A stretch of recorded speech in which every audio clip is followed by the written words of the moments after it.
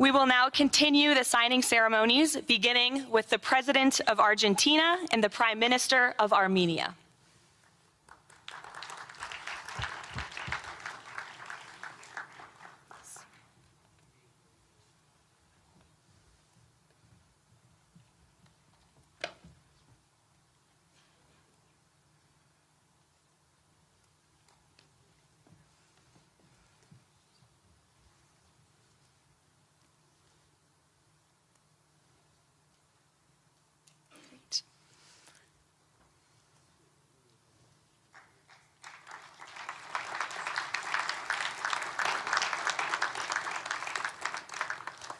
Next up, the President of the Republic of Azerbaijan and the Prime Minister of the Republic of Bulgaria.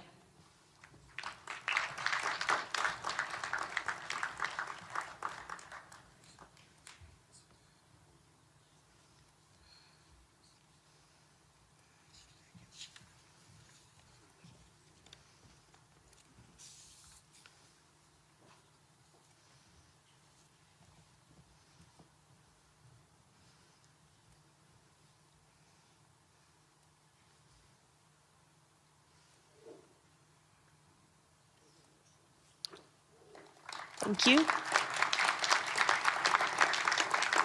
Next, the Prime Minister of Hungary and the President of the Republic of Indonesia.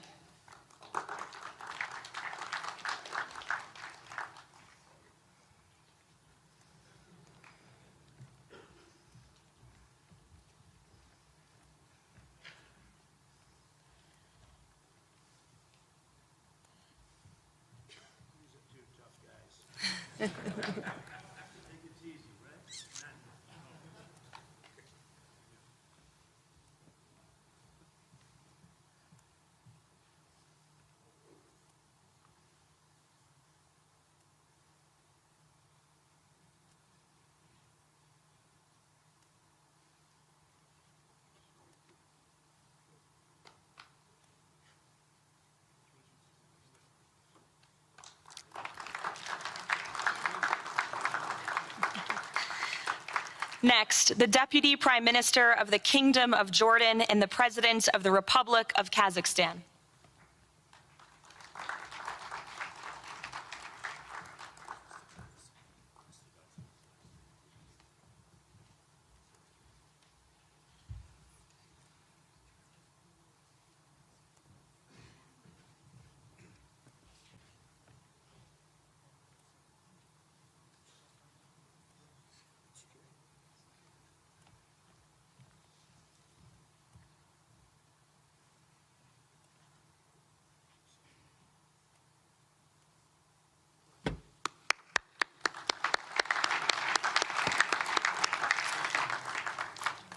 Next, the President of the Republic of Kosovo and the Prime Minister of the Islamic Republic of Pakistan.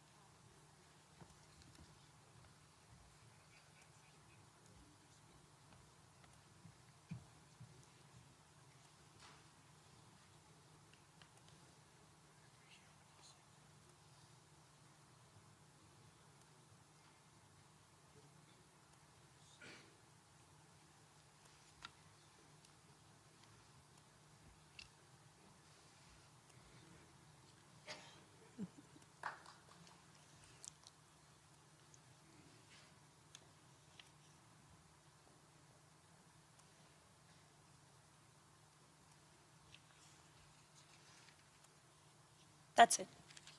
Yes, thank you.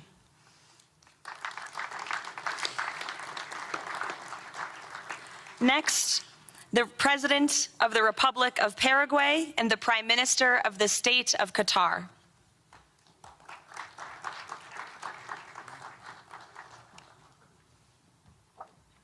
Hello, good, how are you?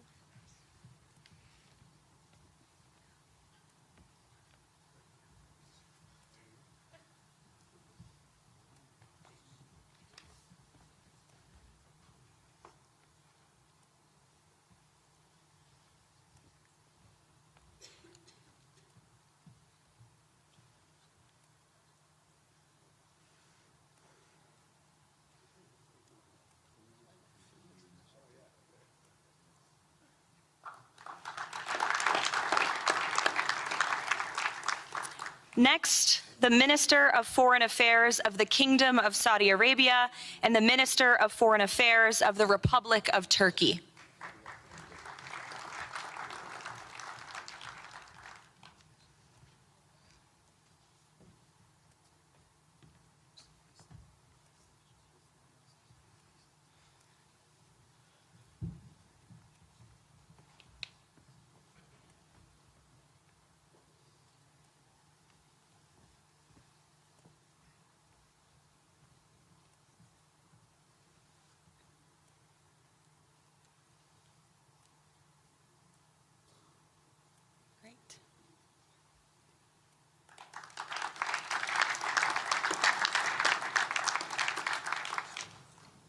Next, the Chairman of the Executive Authority Affairs of the UAE and the President of the Republic of Uzbekistan.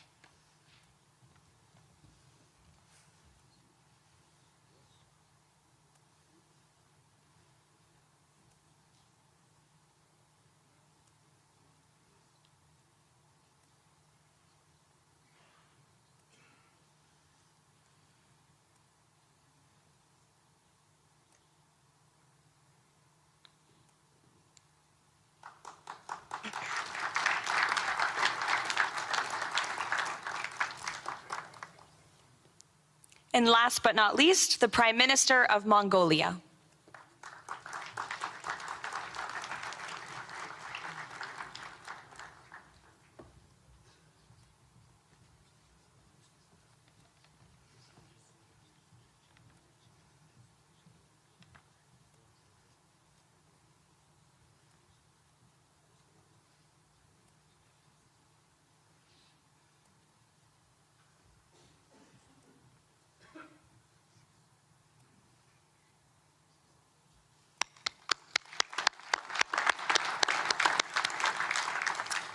Congratulations, everyone. This concludes the signing ceremony. If President Trump and all of the Board of Peace members could please join the President around the table. The President is now going to sign the inaugural resolution that will resolve the Board of Peace's Gaza mandate per the United Nations Security Council Resolution 2803.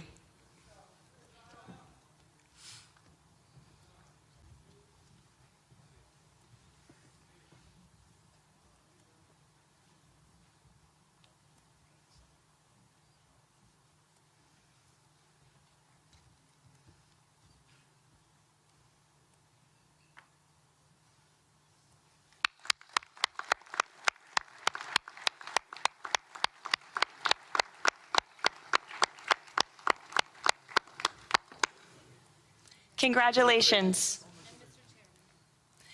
If President Trump and all Board of Peace members could please take their seats in the front.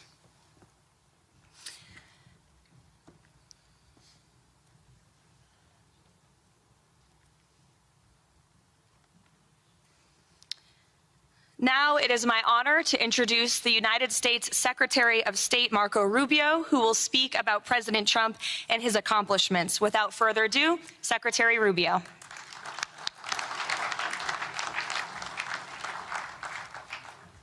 Thank you very much. It's an honor to be here today. It's an honor to serve as the Secretary of State during a historic presidency. And it's a historic presidency because the President of the United States, Donald J. Trump, is someone who is not limited by what others say is possible or what others say is impossible.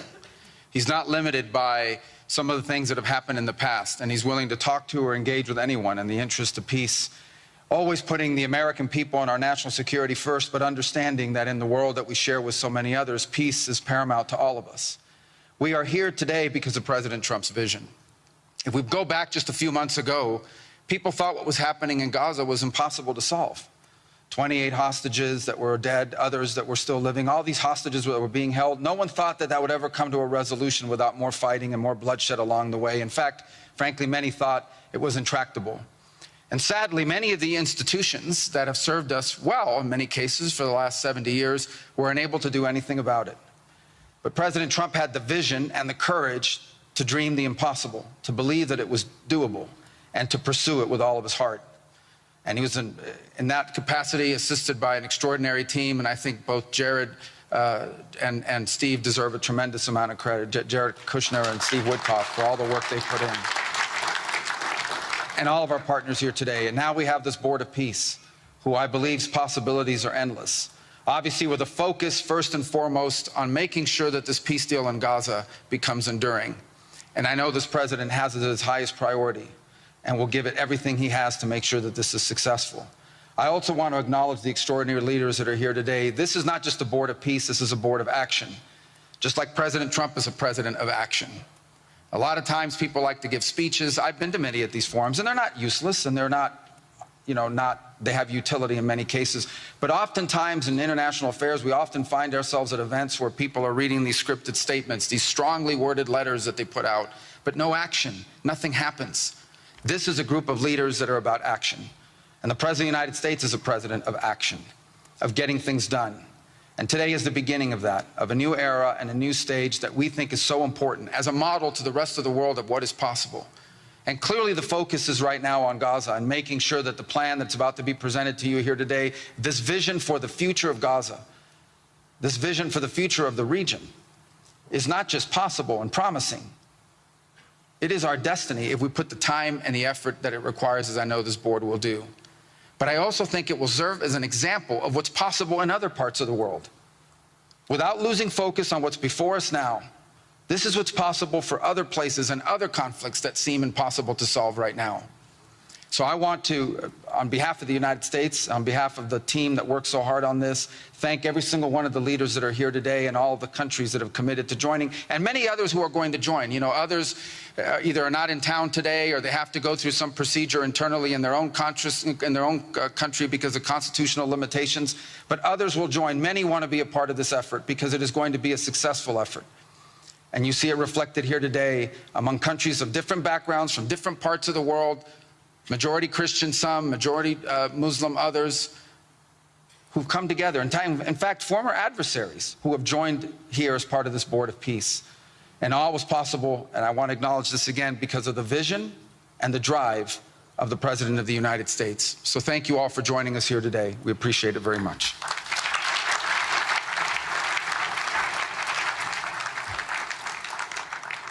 Thank you, Secretary Rubio. Please, if you could now turn your attention to the screens for a video message from the head of the National Committee for the Administration of Gaza, Dr. Ali Shaith.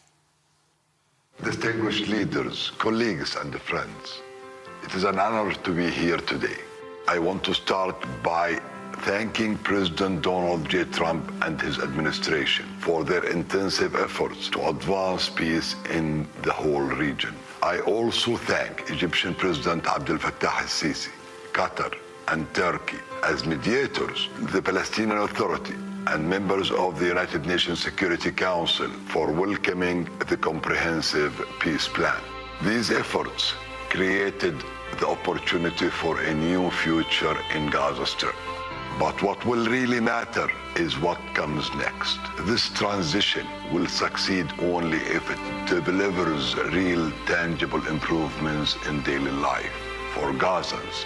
As Chief Commissioner of the National Committee for the Administration of Gaza, it's my responsibility to turn this moment into action, to restore order, to rebuild institutions, and to create a future for the people of Gaza defined by opportunity and dignity, under the principle of one authority, one law, and one weapon.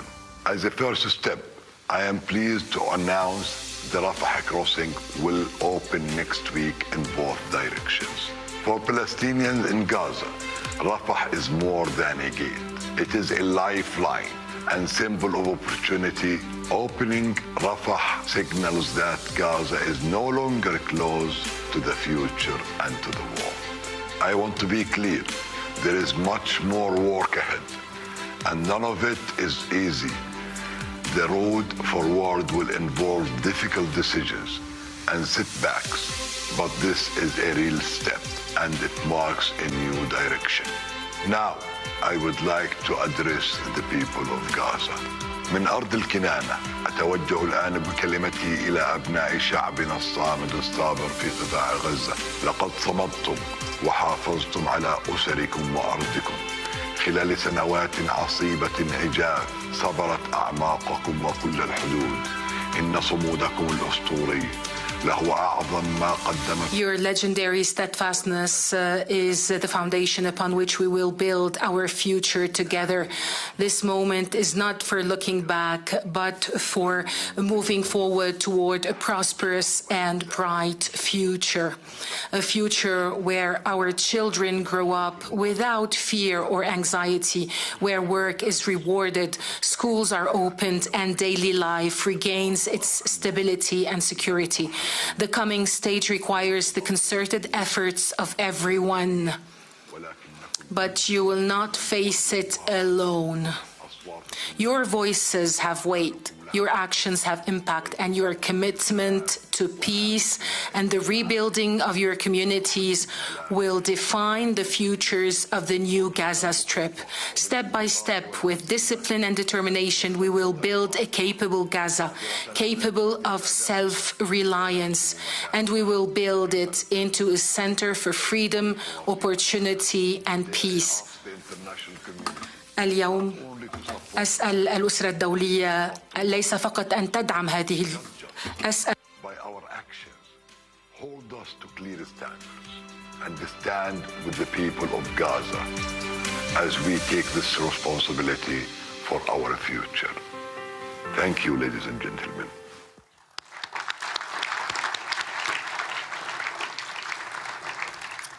I now would like to welcome to the podium U.S. Special Envoy Steve Witkoff and Jared Kushner.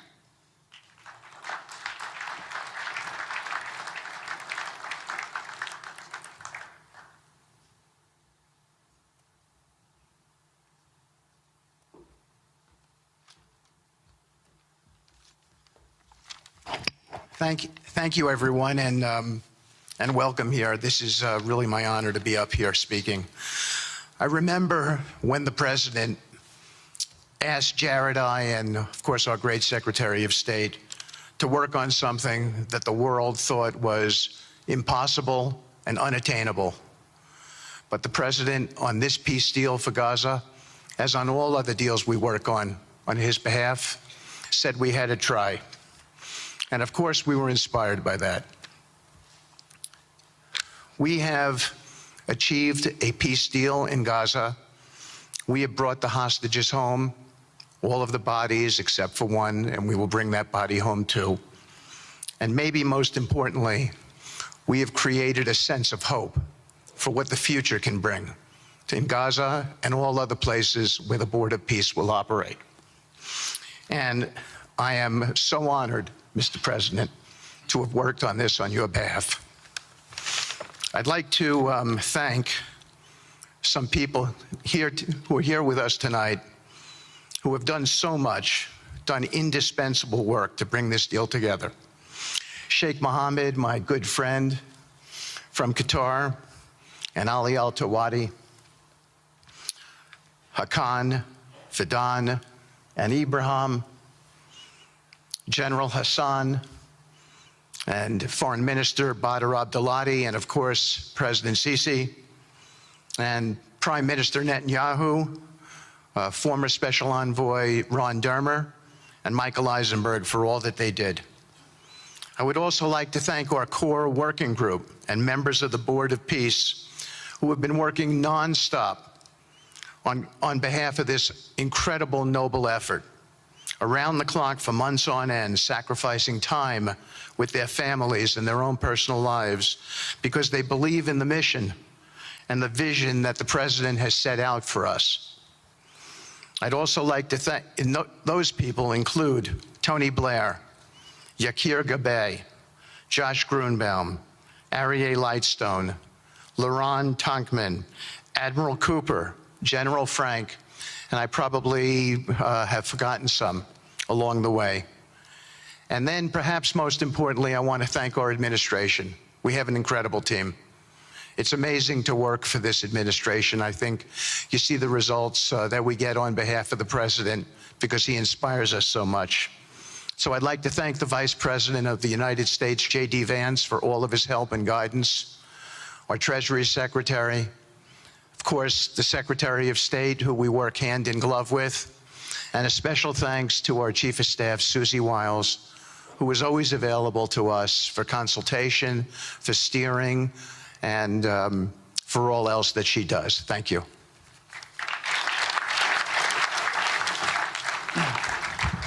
Thank you, Steve. And I have to say, one of the great honors for me of being able to work on this has been working with Steve, who really is as brilliant as he is. His heart is tremendous.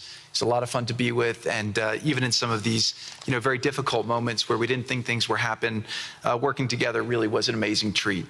I'm going to go now today just through a couple quick slides just to show you the progress that's been made in the last couple months. It was just over 100 days ago that we got the final deal done, and everyone was celebrating and joyous about the hostages coming home and the end to this long war that nobody thought was possible.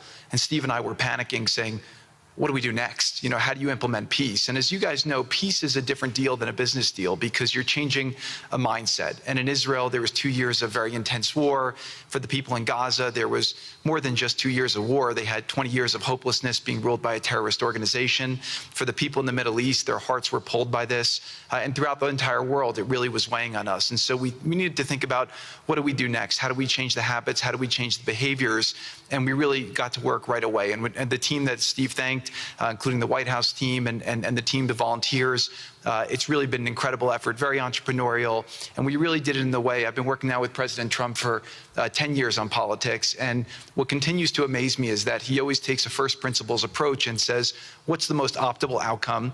Aim for that. Whereas politicians are always focused on the downside or what could go wrong or how to make it a little bit better. He always says, aim for the best possible and do your best to get there. And if everyone thinks it's impossible, that's even more reason why you should aim for it. And so really thank you for the leadership and the inspiration for doing this. And I think you'll see today we've achieved more than thought was possible. And our ambition is still to go for something, I think, better than most people think is possible as well. So let's see if these things work. They never usually work. Good. So quickly, I'll go through this 2-year war, 90,000 tons of munitions. There's over 60 million tons of rubble there and tens of thousands of fatalities. Through the ceasefire, we were able to get to through the 20-point plan, ceasefire, release of hostages.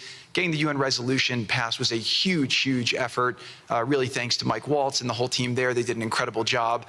And we've then, with the help of the UN, we've worked very, very well with them. This is why you need a new organization like the Board of Peace to work with the UN. I want to thank Tom Fletcher, did an incredible job of really getting it going. We've done historic humanitarian aid.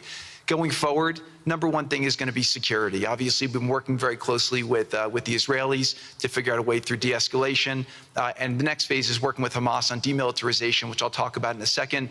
But without security, nobody's going to make investments. Nobody's going to come, build there. We need investments in order to start giving jobs. We want to take these people. 85% of the aid of Gaza, 85% of the GDP of Gaza has been aid for a long time. That's not sustainable. It doesn't give these people dignity. It doesn't give them hope. And so we want to use free market economy principles. A lot of what President Trump spoke about that he's doing in America, we want to bring the same mindset, the same approach to a place like Gaza to give these people the ability to thrive and have a good life.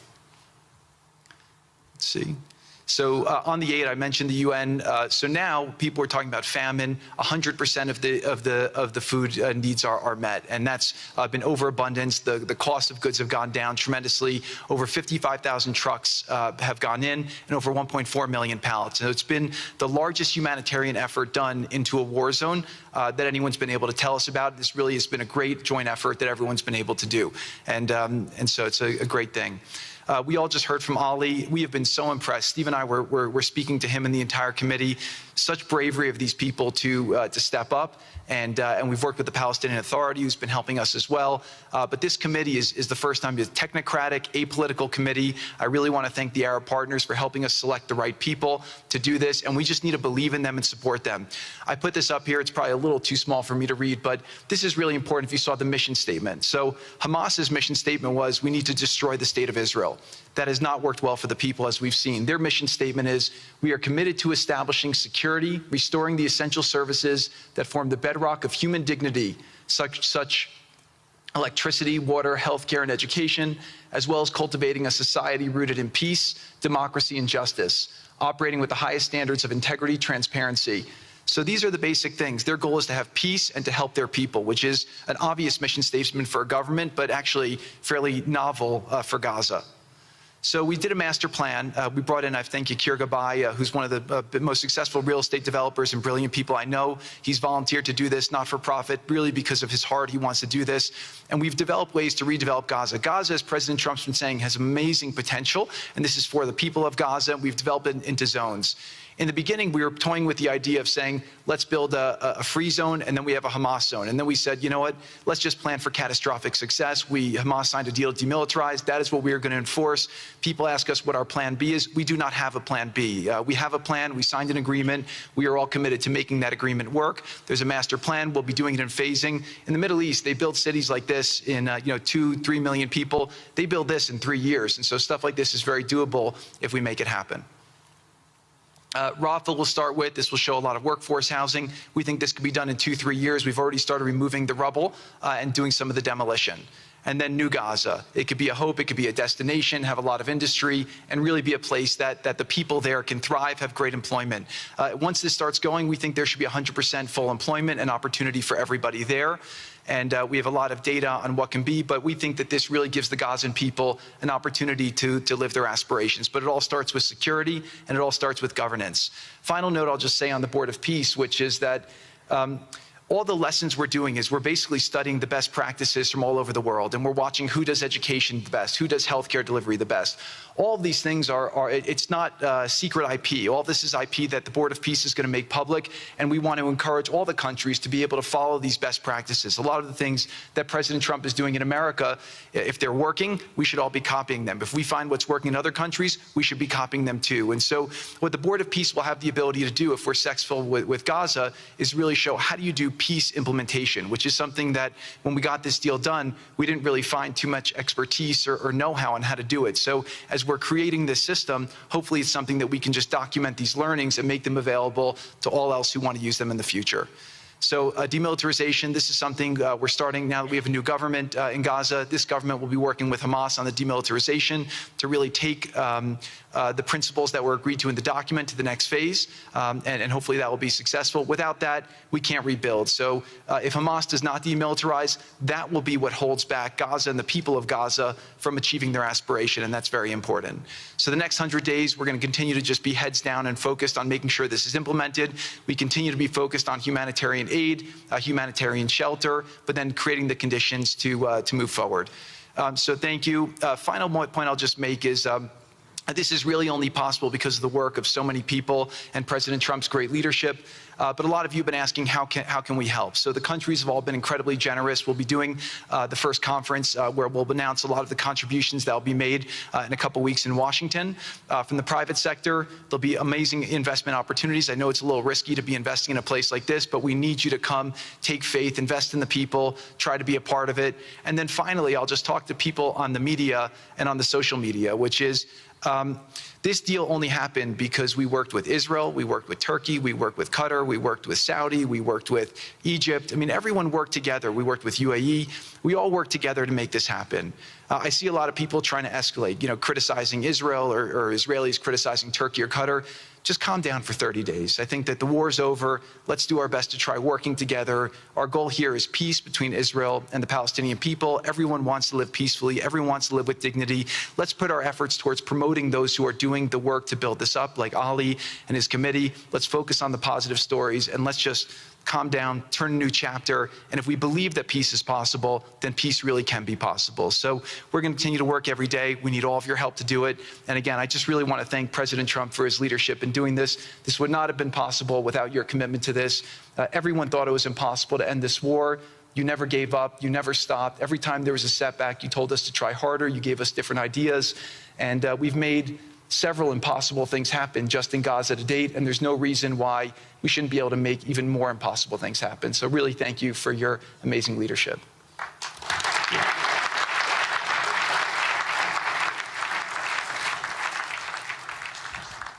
Thank you, Jared and Steve. Now I would like to introduce and welcome to the podium the High Representative for Gaza, Nikolay Mladenov.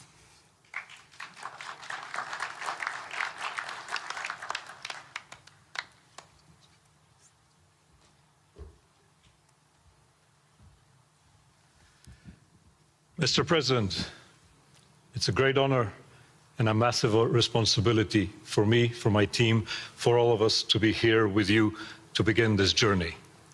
Who would have thought 2 years ago that we will be sitting here with this group of countries, with this leadership, giving the people of Gaza a new chance? Who would have thought that last Friday I would be sitting, Mr. President, in Cairo with an amazing group of Palestinian technocrats, people who you don't see on the news, people who are not media personalities, but who are experts, who are committed to giving their people a chance in life. And this is what this is all about. For too long, Gazans, Palestinians, and Israelis have lived with conflict, with death, with destruction. Now, the page turns. And whether the page turns successfully really depends on all of us. We have the ingredients for it. We have the leadership of the United States and President Trump. We have a great group of countries joining the Board of Peace and more to come. We have a fantastic Palestinian team on the ground, and we must make it work. Our partnerships are there, our plans are in place, and we need your support. And finally, I look to all of you who are in this room and who are watching this meeting from their screens at home or in their offices. Please put away your talking points for a minute. Please put away your fears. Please put away your concerns. Please stop listening to the rumors and to the gossip. Focus on what we have to do today, because the future of 2 million Palestinians is at stake, and if we give them a chance, we will do more than that.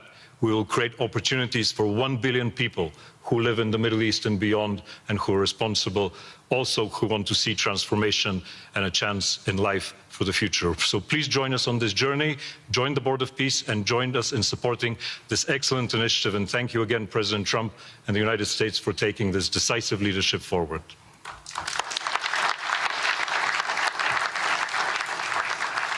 Thank you. President Trump, would you like to make some concluding remarks?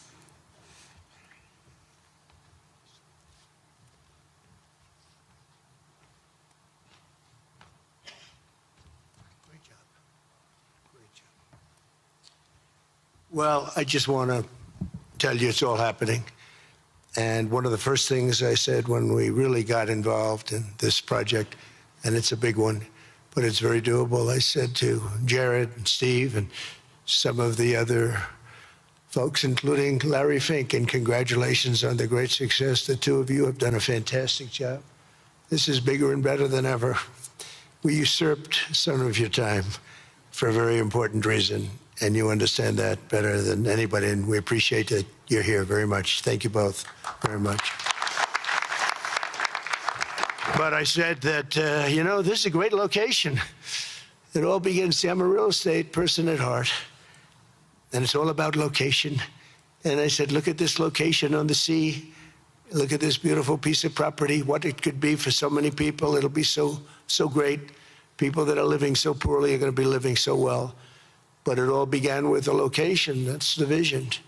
They look out on the waters, and very few places are like it. So we put together a team that's outstanding, a team that's done it before, a team that I think has done tougher jobs. If you want to know the truth, we've done some tough jobs. And we continue to. As far as the United States is concerned, we're behind it. And the United States has never been stronger, never been bigger, better. It's doing really well. You see that, building thousands of businesses, plants, factories all over the United States are right now under construction. Nobody's ever seen anything like it. And this is just an honor to be involved with this, and to be involved with the great people in this room and the great leaders that are sitting on stage. We thank you very much. And we have many others that have signed up, and they all want to be members of the Board of Peace, because it really will be important. This is not going to be a waste of time. We waste so much time on things that never happen. This will happen, and it's already happening. Thank you very much, everybody. It's a great honor to be with you. Thank you. Thank you.